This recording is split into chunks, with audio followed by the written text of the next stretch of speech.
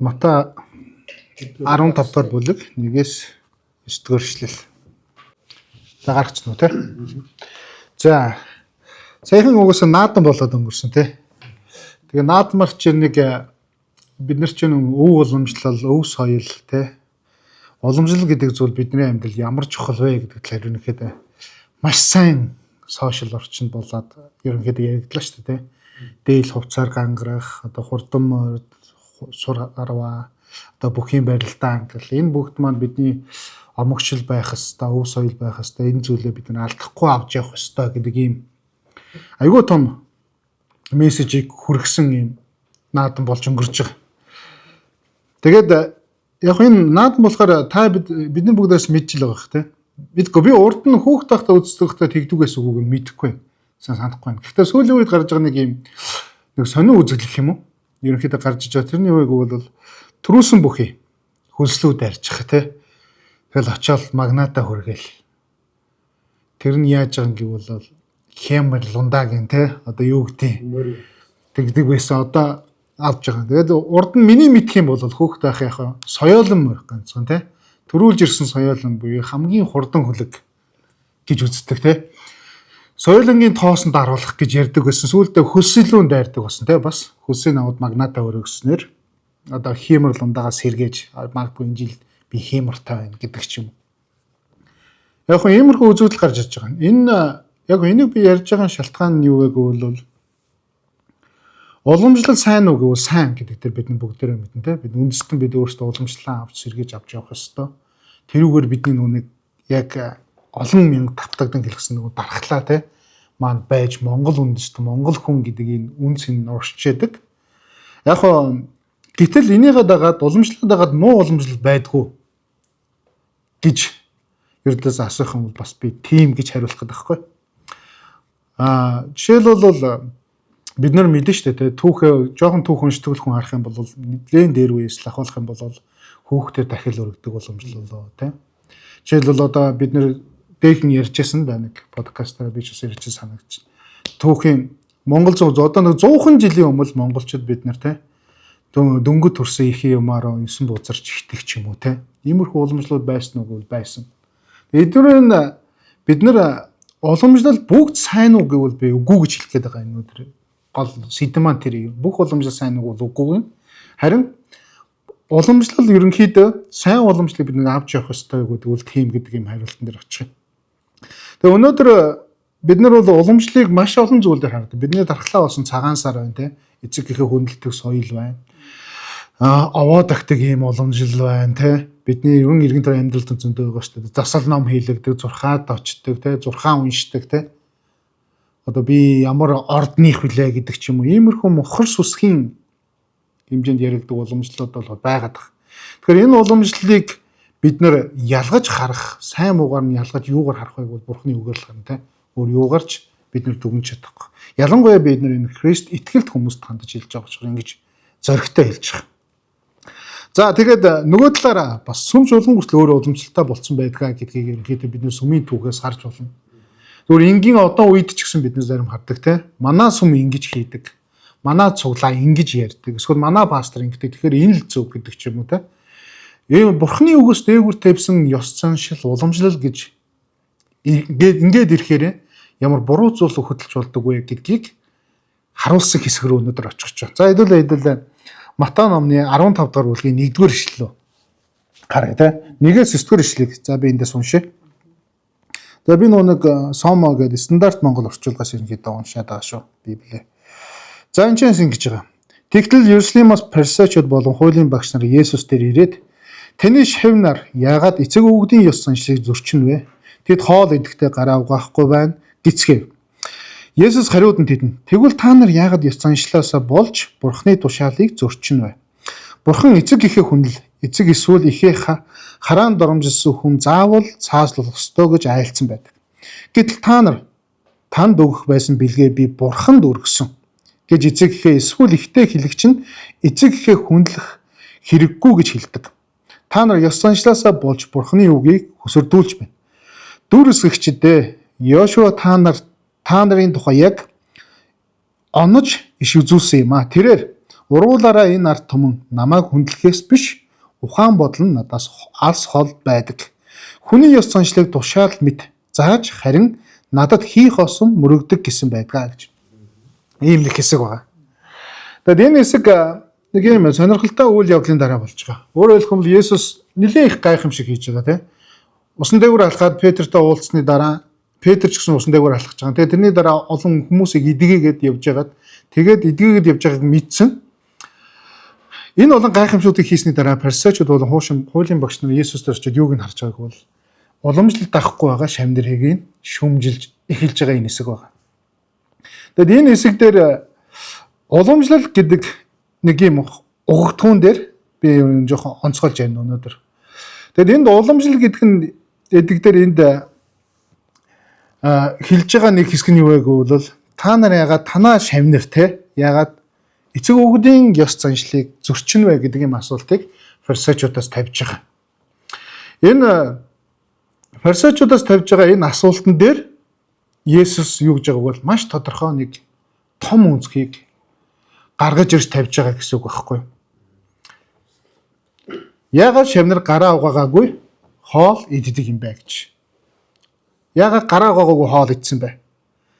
Энэ одоо яг бидний үнцгээс ингээ харах юм бол нэг ариун цэврийн те ёс суртахуун юм шиг те гараа угаахгүй хоол гэх юм бол бохор юмар хоол идээд өөрөө ямар нэг өвчин тусах гэдэг ийм ухтхууны тухай яриад байгаа юм шиг өнгөцгөн харуул харагдана. Гэхдээ яг ухаад үзэх юм бол энэ ердөөсөө ариун цэврийн талаар бид нэр огт яриаг.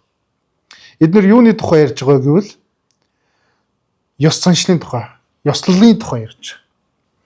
Өөрөөр хэлбэл рабинууд те уламжлал бурхны тушаал ингэж хийсэн буюу гараа угаах энэ уламжлалыг та нар сахихгүй байна гэдэг тухай ярьж байгаа. Гэхдээ энэ уламжлал нь Библийн буюу бурхны үг биш гэдэг тухай Есүс хариуд нь хэлж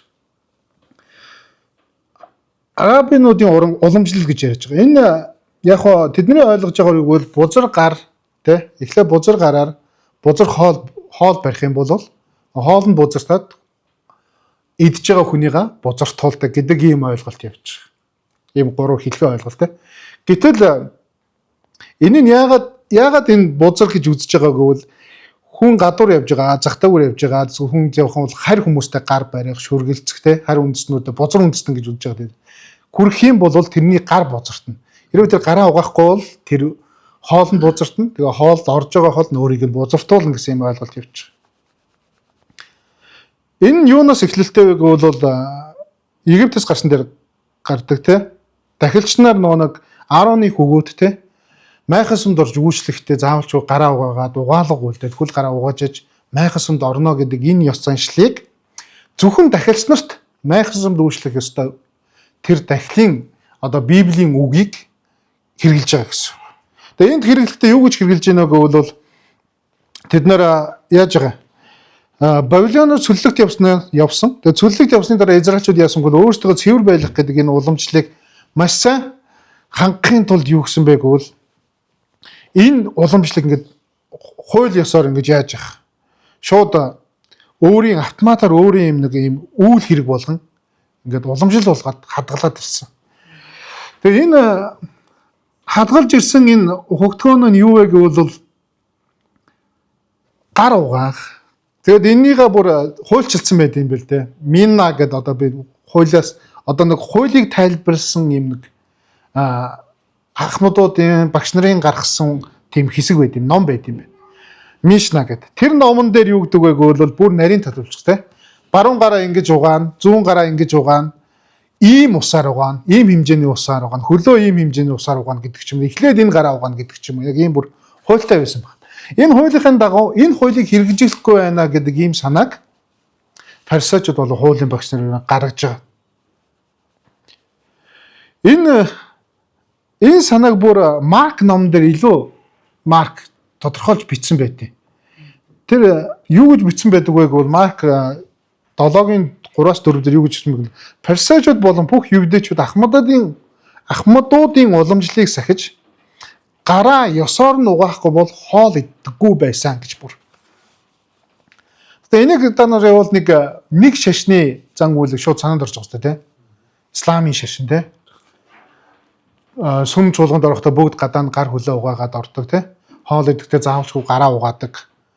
Уламжиж босон бүр хуулийн буюу тэр 5 ном дээрээс бүр ягштал мөрдөж явсан тэр Мишна гэдэг ийм гар угаах бүр ийм тайлбар хэсэгтэй тий. Ариун сахих гэсэн ийм ойлголтын дунд нь ингэж орж ирж байгаа. Энд чинь зөвхөн гар угаах биш л дээ, цаашлуул аяг тавг, сав тий, хоол идлээ, хүндлэл энэ бүхэн орж байгаа. Хэдийгээр энэ бүхэн ингээд маш чухал чуулганы цөлөгт явснаас хойш ирээд бий болсон чуулганы маш чухал хэсэг болцсон байсан баг. Энийг ч шамнаар биелүүлээгүй. Гэтэл энэ дээр персечд болон хуулийн багш нар одоо юу гарч ин аргумент гаргаж ирээ те Есүсээс мэтгэлцэн хүсэж байгаа. Тэгээ Есүс хариулсан л та. Тэгээ юу гэж хариулж байгааг бол та нар Бурхны үгийг биелүүлэхгүй ээжж те уламжлалыг илүү тавих нь та нарын хувьд тавьж байгаа нь та нарын хамгийн гол алдаа чи энд байна гэдэг юм санаа гаргаж ирж байгаа. Тэгээ гаргаж ирэхдээ хэрэг харах юм бол цаашаа харах юм бол эцэг гэхээ хүндэл гэдэг ийм хууль 10 хууль те маш чухал хуулийн тухай гаргаж ирж ярьж байгаа. Хүний уламжлал тэгээ та нарын гаргаж ирсэн уламжлал одоо энэ Бурхны бүр тушаалаас дээгүр байгаад би гайхчихна гэдэг тухай Есүс ерөнхийдөө онцолж ин гэсэн үг. За энэ хэсгийг яагаад татсан болоо гэж их бодож байна. Яагаад Есүс зөвхөн эцэгийнхээ хүндэл гэдэг энэ хэсгийг гаргаж ирсэн бэ гэж. Энэ хэсэг дээр татсан бас нэг шалтгаан байгаа юм байна. Ерөнхийдөө харах юм бол энэ карбон гэдэг юм нэг заншил. Энэ карбон гэдэг заншил нь яадаг вэ гэвэл бас эцэг гэхээ хүндлэх гэдэг энэ хуулийг аргалсан юм ёс заншил бас Израильчууд өөрсдөө гаргаад ирсэн хэрэгжүүлдэг байж хуулийн багш нар болон парсачууд. Тэр нь яадаг вэ гэвэл эцэг гэхээ хүндлэхийн оронд карбон буюу бурханд одоо эд хөрөнгө одоо юу гэдэг нь өргөл ингэж өргөх юм бол эцэг гэхээ хүндлэх ийм юунаас одоо тэр тушаалаас өөрсдөө гаргадаг байсан байгаа. Энэ нь ямар утгатай вэ гэвэл бид нар ингээд 10 хуулийг уншихад зөвхөн эцэгийнхээ хүндэлтэй гэдэг энэ тушаал нь хүндэл гэдэг энэ үг нь өөрөө маш өргөн утгатай. Зөвхөн хүндлэх гэдэг нь зүгээр л та гал ингээд хүндлээ те үгээрээ хүндлээл ингээд үйлдэлээр хүндлэхээс илүү бүр гүн утга агуулт юм байна. Израильчуудын хувьд энэ үг нь нэгт эцэг ихийнхээ үгийг сонсох тухай ерөнхийдөө маш тодорхой. Үг бүх сургаалаар нь амьдрах тухай. Хоёр асан хамгаалах тухай эцэг ихээ. Ядар тойлоод ирэх юм бол эцэг ихээ хүндлэх, асрах те тижээх, тэтгэх одоо нэг одоо ээж аав нь биеийн доройтой дэрвэл тэнхрэх одоо яд те баасэсийн цэвэрлэх гэдэг ч юм уу те бүр өвчтэй байвал асрах энэ үйлийг заавалжгүй хийх ёстой гэсэн юм утга агуулгадаг. Дээр нь хэрэгцээг нь хангахгүй юу? Хэрвээ амьдрах боломжгүй болоо санхүүгийн дутагдлад орох юм бол эцэг ихтэй туслах нь өөрөө энэ хуулийн гол агуулга байгаа.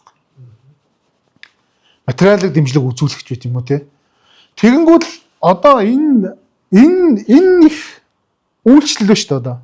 Энэ их одоо юм эцэг ихээ хайрлах энэрх энэ зүйлийг тэд нэр огоорсон нэг юм хууль гаргаж ирж байна л та. Өөрөөр хэлэх юм бол карбон гэх те.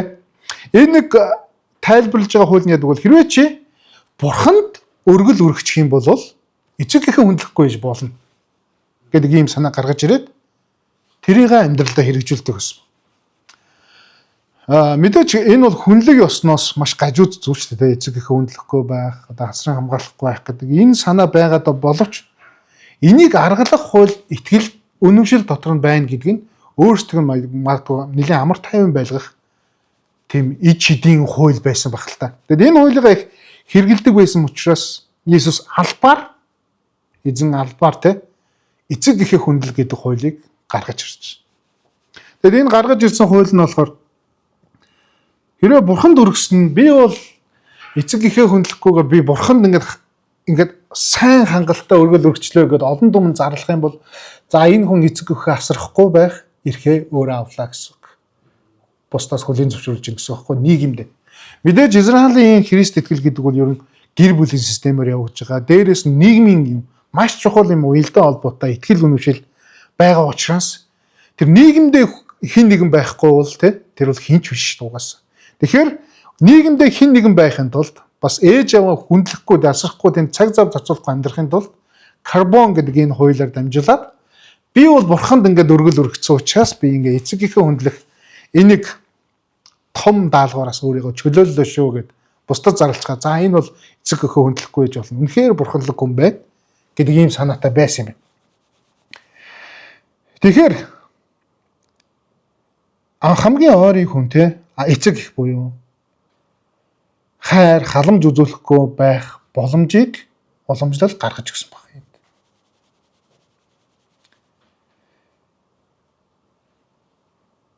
Тэгэхээр Есүсийн гаргаж ирж байгаа энэ харьцуулан гаргаж ирж байгаа аргумент гэх юм уу те төвшүүлж байгаа санаа нь юу вэ гэвэл Бурхны үгийг биелүүлэхгүй байж, тушаалыг биелүүлэхгүй байж те хүний гаргасан хуулиар та нар өөрсдөө аргацаадаг энэ тогтолцоог чинь уламжлал гэж энийгээ уламжлал гэж ярьж байгаа бол наа чинь хинт ч хэрэггүй хог шүү гэдэг санааг ерөнхийдөө гаргахыг хүсэж байна. Тэгээ энэ санаагаа цааш нь Есүс эзэн хэлж байгаа л да те. Иш татж байгаа те. Исая номноос те. Тэгээд Исая номны 29 дугаар бүлгийн 13 дугаар ишлэгийг ерөнхийдөө энд иш татж байгаа те. Уруулаараа энэ арт түмэн намайг хүндлэхээс биш ухаан бодол нь надаас алс хол байдгаа гэж. Хүний ёс заншлыг тушаал мэд зааж харин надад хий хоосон мөрөгдөг гэсэн юм. Ишлэлийг иш татж. Яагаад энэ ишлэгийг татсан бэ гэвэл тэд нэр сүмд Исаягийн нөхцөл байдлыг харах юм тэд нэр сүмд мөргөл үлдэж байсан те. Тэгээд дахил өргөж байсан. Тэд баяруудаа тэмдэглэдэг байсан юм зэрэг итгэлийн. Гэвч тэдний зүрх сэтгэл нь холдсон те. Зүгээр энийг ёс заншил болгон хийж байгаа энэ шүтлгийг харахтаа бурхан юу гэвэл тааны уруул намайг магтдаг хэрнээ ухаан бодол чинь зүрх сэтгэл чинь надаас хол байна гэдэг ийм бүр амар санаа гаргаж ирж байгаа тийм. Яг үнэндээ би ч гэсэн заримдаа боддог. Миний амьдрал зуршил болох үедээ тийм. Одоо дадал гэх юм уу одоо магадгүй сайн зүйлийг дадал гэж ярьлаа. Дадал болоод зөвхөн энэ амьд харилцаа биш тийм зуршил дадлын хэмжээнд Христ итгэл очих үедээ гэж. Үнэхээр аюултай. Энэ үгийг сонсвол яг тэр үед тэр тийм тухай бодол толгой шууд орж ирж. Парисеучуд өөрсдийгөө үнэхээр буруу замаар явж байгаа гэж бодож байсан болов. Би бол үгүй байх гэж бодож. Бид нэр уламжлал гэдэг зүйл ийм яг хэмтэй амар төөрөгдөлд аваачдаг зүйл гэдгийг эндээс харж болохоор байгаа юм. Бид нэр өөрсдөө мэдхгүйгээр тийм мунхралд орцсон явж явах боломжтой гэвэл тийм гэдэг бодол дээр энэ хэсэг аваачиж байгаа. Бид нэр уламжлалаа дагаад яваад ах юм бол тийм. Бид өнөө ярьж байгаа бүр айхтар жишээ аваад байгаа л да. Хүүхдэр дахил өргөдөг тийм. Ягаад гэвэл бороны бурханд тийм. Хур бороо оруулж өгөөч гэж гуйгаад төрсөн ялхуурыг дахил болгон өргөдөг тийм ёсон шил. Одоогоос хэдхэн зуун жилийн өмнө л байсан тийм. Энэ тийм хол биш. Хүн гэдэг хүн мунхархаараа тийм их хэцүү байдалд ордог тийм. Би саяхан л харлаа шүү дээ. Эйнштейний хэрэг гээд айх тэрэг гарсан тийм. Нэлэх жоохон охтууд бэлгийн хурцлд ордог гэл тийм. Тэгвэл эд баялаг хөгждөг гээд энэ нэг ийм нэг мунхрал хүний жоохон мунхрал хүнийг ямар амар тийм хэрцгий байдалд аваач болдгийг бид нар харж. Тэгэхээр миний өгүүлэх гээд байгаа энэ санаа нь юу вэ гэвэл бид нар өөрсдөө харж нэг талаасаа л гэдэг үүднээс энийг ярих гэдэг. Исая номын одоо энэ хэсгийг бид нар ингээ харах юм бол бид нар зөвхөн нэг зүйлийг бодож бод. Гурван зүйлийг маш тодорхойгоор эсрэгцүүлж бодож болох юм. Нэгдүгээр бурхан нөгөө хүний гаднах байдлыг өдөөс гардггүй те сайн мөргөл үлддэг эсвэл бүтэнсөөр болгон бурханы зулаандаа явдаг эсвэл дасддггүй те залбирал сайхантай гэдэг ч юм уу те ийм гаднах байдал биш дотоод зүрх сэтгэлдээ хардаг гэдгийг нэгэнд өгүүлж. Хоёрдугаарт дуулуургүй мөргөл те хоосон байдгийг шүү гэдгийг ярьж байгаа те. Зөвхөн ёслол үлдэх те. зөвхөн зан уул хийх магадгүй зөвхөн ингээд магтан дуулахдаа гоё гитар дарагч гоё магтан дуулахч тийм үү эсвэл сайн залбирдаг байх нь энэ бол зүрх сэтгэл нь хоосон бол энэ бол хоосон шүү гэдэг тухайрч. Гуравдугаарт хүний сургаалыг Бурхны үгийн оронд тавих нь жирхэн мөргөл юрдээс сүйдэгдэг юм байна гэдэг ийм агуулга гарч ирж байна.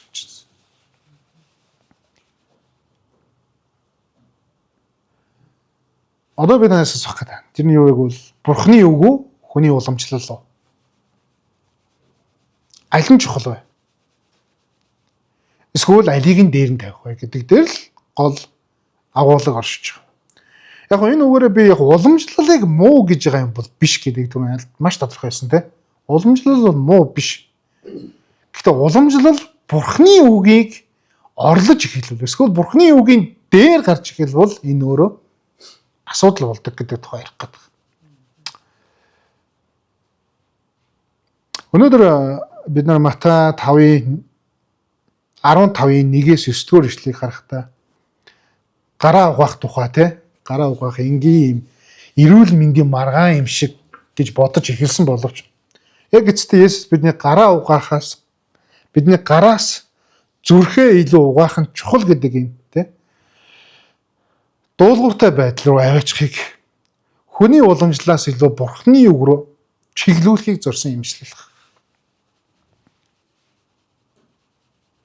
Фарисеучуд бодохдоо юу гэсэн асуудал нь энэ угаагүй гаранд байна гэж бодсон тийм. Гэтэл тэдний асуудал бол хүний уламжлал Бурхны үгийг байр суурийг эзэлсэн явдлаас уламжлал. Тэд нэр маш сайн нарийн сахиж мөрддөг те гараа угаа, хоол идэх юм нөх, гар цэвэрлэгээ, одоо юу гэдгийг өдөр тутмын залбирал энэ зүйлүүдийг маш сайн хийдэг. Энэ буруу үг үгүй те хэрэг болж болно. Гэхдээ энэ уламжлал нь Бурхны үгээс дээгүүр тавигдвал энэ бол буруу гэдэг тухай ярих гэдэг. Сайн мэд харагддаг уламжлууд байж болно те. Одоо жишээлбэл сүүл үед бид нэр цагаан сар гэдэг юм уламжлалын баярын тухай их ярьж байгаа. Их хөрөнгө зарж хийж ийн гэж те. Тэгээ их хөрөнгө зарж хийгдээд энэ амар дарамт болж чинь буцаад энэ одоо настай хүмүүстэй дарамт болж ийн гэж ярьдаг. Гэхдээ цаад агуулга нь юу байдаг вэ гэвэл цаад агуулга нь бол би бол харахтаа яаж байгаа бол яг Бурхны үгтэй нийцдэг агуулгатай гэж харж байгаа те. Эцэг ихээ хүндлэх, эцэг их нь үр хүүхдүүдээрээ бахархах те. Тухайн үед ах トゥ ус бие бинийгаа таньж мэдэх те. Нэг нэгнээрээ зочлох, нэг нэгнийгээ хүндлэх. Одоо нөрөө түрүүн эцэг их хүндлэх гэдэг агуулга дотор ордог те. Асран халамжлах те, эд хөрөнгөөр дэмжих те, халамжлах энэ бүх зүйлүүдийг бий болгодог баяр юм шиг. Маш сайн баяр. Харин өнгөцгөн хараад дүгнэхээр юу гэж дүгндэг вэ гэвэл бид нэр санхүүгийн дороотлол орж байгаа хэрэггүй баяраа гэж зарим маань дүгнэх гэдэг. Гэтлэхгүй яг би бол цагаан сарыг харахтай бол яг итгэл үнэмшлийн дагуу маш чухал хийх ёстой чухал баяр гэж харагдчих. Энэ мэт сайн уламжлуудыг биднес үгүйсгэх гэж оролдохгүйгээр харин юу вэ гэвэл Бурхны үгийг тэнд дотор үгүйсгэсэн зүйлүүд байгаа юу гэвэл тийм те. Шашинжлаг зүйлүүд орсон те. Жишээлбэл галыг баярлаа, гал дахих гэдэг ч юм уу те. Одоо ууцны дээжээр гал дахиж гэдэг юм уу. Итгэгч хүмүүс эдгээр зүйлийг огоороод те хэрэглэхгүйгээр харин гол агуулгыг нь илүү сайн дэмжих нь өөрөө бидний харах үнцэг маань тэнд оршуул илүү сайн болов гэж харагдчих. Ялангуяа бид нар бол монголчууд бид нар бол уламжлалаар маш баялаг ард юм те. Маш олон уламжлалтай. Тиймээс энэ зүйлийг бид нар уламжлуудаа ялгаж нэгдүгээрт бид нар Бурхны үгтэй нийцж байна уу гэдгийг харах хэрэгтэй те. Хоёрдугаарт энэ уламжлал Бурхны үгийн эсрэг байна уу гэдгийг нь бас харах хэрэгтэй. Дээрээс нь энэ уламжлал Бурхны үгийн маань дээр гараад заларчих үедээ те. Тийм аюул очих вэ гэдгийг бид нэг ялгаж залах одоо нэг мэрэгэн ухаантай тэгээд дээрээс нь Улаанбаалын Лодон самбуугийн хилдгээр те хэрсүү байж хандах нь хамгийн гол зөв гаргалгаа хэрэгжүүлэлт байх гэж би бодож байна л да. За нөгөө талаараа бид нар сумч болгоны дотор ч гэсэн те бид нар заримдаа Манай гэр бүл ингэдэг те гэж итгэлийн өөр уламжлал гаргаж ирдэг ч юм уу. Манаас хүмүүл ингэдэг. Манай өвөг дээдс ингэж ирсэн чи би ингэн гэдэг ч юм уу те. Итгэлээсээ гажуудсан энэ зүйлсүүд хийх гэж оролдох нь өөрөө бас буруу гэдгийг бид нэрс анзаарч харж явах хэрэгтэй юм болов уу гэж харж байна. За тэгээд хэрвээ цаашаа 10-аас хойш 20 хүртэл нэг чухал зүйлийг хүндэж байгаа энд. Яг энэ зүйлийнхээ бараг дүгнэлтэнд байж магадгүй. Тэгээд энэ дээр яг хүний ам руу ордог юм болон амаас гардаг юм хоёрыг бурхан харьцуулаад өөрийнхөө дүгнэлтээр уламжлалын тухай дүгнэлтээр бараг дуусгаж байгаа гэж би ойлгож байна. Хэрвээ яг би ерөнхийдөө товчлоод ингээ агуулгыг хэлээд өгнө. Юу гэвэл ам руу ордог зүйл бүх хүнийг бузралдаггүй гэдэг юм онцгой байр суурин дээр Иесус очсон. Тэгээд харин зүрхнээс гардаг зүйл ходоод руу ордог зүйл биш, харин зүрхнээс гардаг зүйл хүнийг өөрийг нь бузралдаг тухай ярьсан. Нэгдүгürt муу бодол, хоёрдугаар аллаг, гуравдугаар завхаарл, дөрөвдүгээр хулгай, тавдугаар худал хэлтэй, долдугаар доромжлол, бусдыг доромжлох юм зүрхсэл хаанаас гардаг юм бэ гэсэн хүний зүрхнээс гардаг юм шүү гэдэг юм санаа гаргаж байгаа. Угаагаагүй гар бишээ, харин угаагаагүй зүрх бол ийм зүйлийг гаргадаг юм байна. Шинэ гэрээний үндсэн нэг теолог байгаа тийм маш чухал теолог. Тэр нь юу вэ? Шинэ зүрхийг тийм Иесус Христ яах гэж энэ дэлхийд ирсэн бэ гэсэн чинь шинэ зүрхийг өгөхийн тулд ирсэн юм а гэдэг юм диалог явж байгаа. Юу шинэ гэрээ тэр чигээр ингэ явж байгаа. Гэтэл энд гарч ирж байгаа одоо бидний хэлс уламжлалыг эсэргүүцэлж чадах ганц зүйл нь юу вэ гэвэл зүрхээ цэвэр болгох буюу угаах, шинчлэх.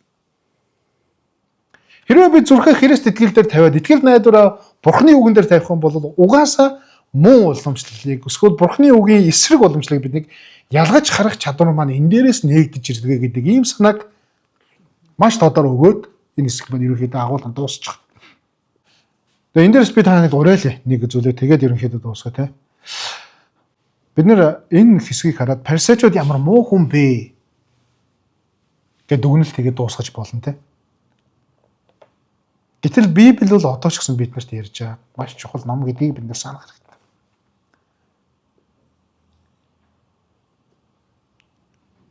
Магадгүй энэ нэг өнөөдөр бидэнд ч хамаатай гэж магадгүй те маш чухал өгөгдөж байгаа учраас. Миний амьдрал Бурхны үгээс илүү эрх мэдэлтэй болсон уламжлал магадгүй те уламжлал одоо юу вэ? Библиэд энд үндэслэгдэж байна уу? Эсвэл манайхан ингэдэг. Манай удам, манай монголчууд л ингэдэг. Манай гэр бүл ингэдэг юм чин гэсэн ийм үндэслэлтэй байна уу гэдгээ нэг шалгаад нэг харж хараа гэж. Миний мөргөл зүрхнээс гарч ийн үү те? Бурхан дөрөх хөргөл маань. Эсвэл зөвхөн дадал зуршлаас гараад ийн үү гэдэг ч юм уу. Би Бурхан дуулууртай байгаа юу? Эсвэл Бурхан зориулсан мэт харагддаг зүйлсээр дуулууртай байна уу гэж. Энэ маш нарийн ялгаатай асуултууд ч нэг маш ингэ төстөө мэт боловч те ухаж бодох хэрэгтэй асуултуудаар ерөн эцэлж байна гэсэн үг. Монголчууд бидний хувьд те соёл, уламжлал одоо юу гэдэг мухар сүсэг, зан үйлийн аль нэгийг нь Бурханд итгэх итгэлээсээ дээгүүр тавьж байна уу? Эсвэл эдгээр асуултыг бусдад биш өөрийн зүрхэнд тавих хэрэгтэй юу гэдэг дээр гол агуулга аваачаад энэ өндөрлөе гэж бодож байна. Бид нар ерөнхийдөө бусдыг шүүмжлэх дуртай ард юм шүү дээ, тий. Facebook-оос энэ харж байгаа юм шүү дээ, тий. Хин нэг нь гараал ирээд бөөнөр орж ирэн гэдэг. Бусдын кейсэн дээр шүүмжлэл айгүй хийх дуртай. Харин өөрлөгөө өнгөх гэхээр өөртөө хэр алдадаггүй, тий. Би бол мундаг хүн, би бол сайн хүн, би бол чаддаг хүн, би бол үнэхээр төгс итгэж гал ингээд явцдаг, тий. Тэр бол болдоо бол харин болдгоо тий ингээ хараа явцдаг. Тиймээс энэ удаагийн номлолын маань гол зорилго өөрлөгөө жоохон өнгийгөөсөө гэдэг зорилгыг агуулж байгаа. Тэрнээс ч парисеучуд ямар муу хүн бэ гэдгийг таниулах зорилго бол ерөнхийдөө биш. За тэгээ нэгээс хэсэг онцгойлон дүгнээд харах юм бол тий уламжлалаа хамгаалах тухай энэ ердөөсөө яриаггүй. Харин Бурхны үгийг хамгаалах тухай тий Бурхны үгийг уламжлалаасаа дээгүүр тавиа гэж. гараа угаах ариун цэврийн тухай биш те зүрхээ зөв байлгах юм байр суурийн тухай бид нэр мэдэх ёстой ийм хэсэг байлаа. Бидний сануулах ёстой сүүлийн үг нь тэрний үг бол зөвхөн Есүс Христос бидний зүрхийг шинжилж чадна те. Түүнд найдаж байгаа итгэлээр дамжуулж. Тэгэхээр Исая ном дээр өгүүлсэн те зүрх нь хол байдаг хүмүүс гэж те. Зүрхээ угаах ёстой хүмүүс нь одоо яг Есүс Христээр угааж л Бурхан руу илүү ойрт тийм аа. Тиймээс хамтдаа ерөнхийдөө залбирцгаая. Тэгээ та бодорой. Манай монголчууд юу хийдэг вэ гэдэг асуултан дээр гол фокусаа биш харин Бурхан юу гэж хэлсэн бэ гэдэг дээр нэг анзаараад үзээрэй. Тэгээд уламжлал гэдгээ би муулаагүй харин уламжлал утга агуулга Бурханы үгтэй нийцж байгаа тэр утга агуулгыг бид хамгийн сайнаар цаашаа дэмжих хүмүүс юм шүү гэж сануулъя. Тэгээ хамтдаа залбирцгаая. Та бодорой. Уламжлал бол хүнийг уламжлал дадал зуршил гэх юм уу та. Хүний гаднаас нь үнэхээр зөв харагдуулж чадна. Харин зөвхөн Есүс Христ хүний зүрхийг өөрчилж дотроос нь зөв хүн болгож чаддаг. Энийг бид бүгд мэдэх байх. Тэгээд дахиад бас тунгаан бодорой. Хамтдаа залбирцгаая.